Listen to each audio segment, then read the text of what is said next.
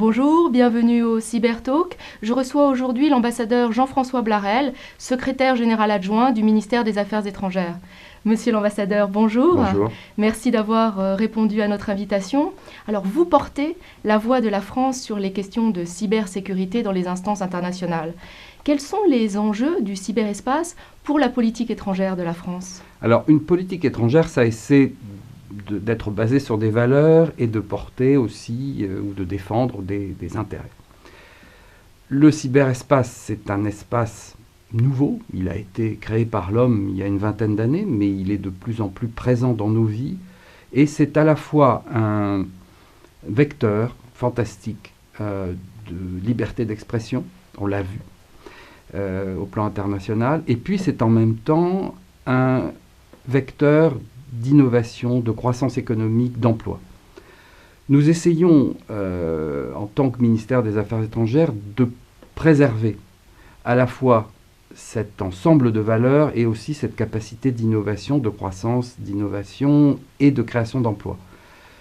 Le ministère des Affaires étrangères essaie de porter ces valeurs et de porter ce message en permanence. Et c'est un message que nous avons apporté de plus en plus souvent parce que le cyberespace, Internet, le numérique est devenu un sujet international de premier plan. Alors, comment concrètement la France intervient-elle sur ces questions dans les organismes internationaux ?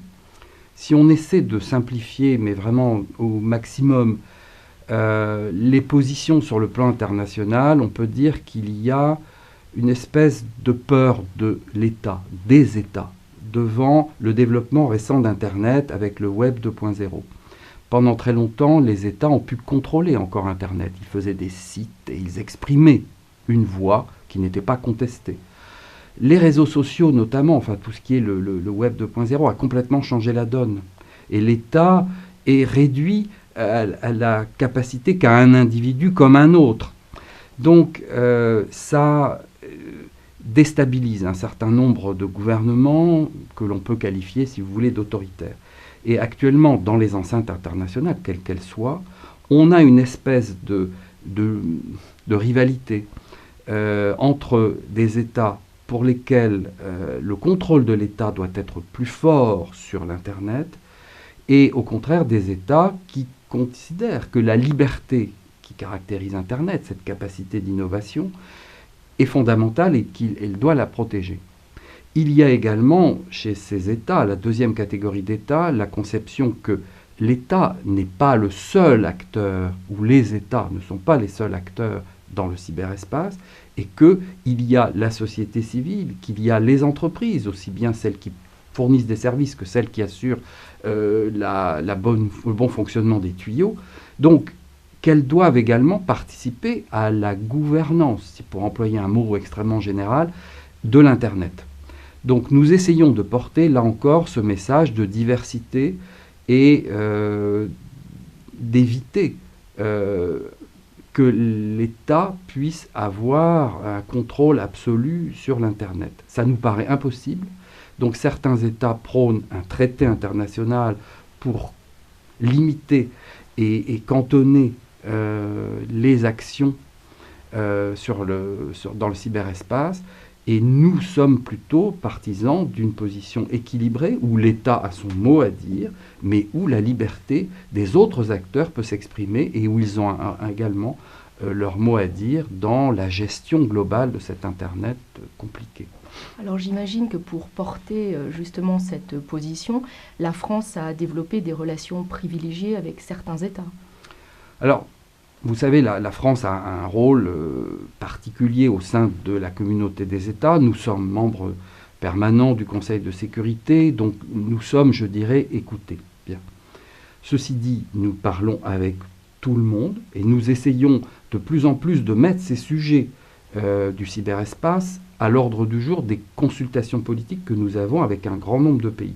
Et c'est vrai que cette place est croissante. Nous avons bien sûr notre rôle au sein de l'Union européenne. Et donc c'est là, au sein de l'Union européenne, que nous avons évidemment nos partenaires privilégiés et que nous avons les dialogues les plus fournis je dirais, de façon bilatérale avec tous les membres, tous les partenaires de l'Union européenne, mais également au sein de l'Union européenne à 27. Donc le cyberespace est devenu, au sein de l'Union européenne, un sujet extrêmement important, au sein bien sûr de l'Union, mais de l'Union aussi vers les autres, de façon bilatérale, les États-Unis, la Chine, la Russie, mais également l'Union européenne au sein des instances internationales, l'OTAN, l'Union internationale des télécommunications et bien sûr l'ONU. Alors justement, la Commission européenne vient de rendre publique la stratégie européenne de cybersécurité. Comment la France a-t-elle été impliquée dans cette démarche ? Il est souvent compliqué de faire travailler ensemble les différentes institutions bruxelloises. La Commission, et notamment la DG Connect, telle qu'elle s'appelle maintenant, avait travaillé sur ce qui est maintenant, et ce qu'elle a sorti en même temps que la stratégie, une directive sur la protection des infrastructures, des réseaux, quelque chose qu'elle avait voulu appeler stratégie. Et nous avions expliqué à la fois à la Commission et au service européen d'action extérieure que ça nous paraissait un terme impropre. Si on voulait parler de stratégie, il fallait être beaucoup plus vaste, beaucoup plus large et avoir une ambition plus large. Je pense que, et la France n'est pas intervenue seule, elle s'est adjoint plusieurs autres États membres pour porter cette volonté d'ambition sur la stratégie de cybersécurité. Nous avons été entendus et donc c'est une stratégie plus globale, peut-être pas autant qu'on l'aurait souhaité, mais plus globale que la Commission a portée à côté de cette directive plus technique. Voilà. Mais la France a participé et va continuer à participer puisque maintenant, il y a une approbation qui doit être menée sur la stratégie en question, à la fois sur le plan parlementaire, et donc nos parlementaires, bien sûr, s'exprimeront, et puis au niveau du Conseil, à travers les différentes étapes de ce long travail au sein des entités côté Conseil de l'Union européenne. Alors, la France vient de rejoindre le centre d'excellence de l'OTAN à Tallinn. Quelles sont les conséquences de ce choix ? Alors, c'est extrêmement important que, je dirais, les institutions internationales, l'OTAN en l'occurrence, mais également l'Union européenne, puissent s'appuyer sur une constellation de centres d'excellence. Pourquoi celui de Tallinn est particulièrement important ? Vous savez que l'Estonie a été une des grandes victimes historiques, des premières grandes attaques massives, cyberattaques, dès 2007. Et donc, c'est un pays qui se sent particulièrement concerné par ces questions. Et le président Ilves, l'actuel président estonien, est un ardent défenseur de ces thèmes dans les enceintes européennes et internationales. Donc nous allons soutenir effectivement ce centre d'excellence en envoyant un agent français pour participer aux travaux de ce centre d'excellence dont nous attendons beaucoup. Mais ce que nous voudrions, c'est qu'il ne serve pas uniquement, qu'il n'apporte pas uniquement ses productions et sa réflexion intellectuelle à l'OTAN, mais qu'il puisse par exemple servir aussi à l'Union européenne. L'Estonie est un membre de l'Union européenne et nous estimons qu'il peut y avoir davantage de travail, de collaboration entre le centre d'excellence de Tallinn et l'Union européenne, par exemple. Monsieur l'ambassadeur, je vous remercie infiniment d'avoir répondu aussi clairement à des questions qui, effectivement, se posent. On s'interroge toujours sur la manière dont se déroule toute la démarche de la France au niveau international. Donc, merci de ces éclairages. Merci à vous de nous avoir suivis et à bientôt pour un nouveau Cybertalk.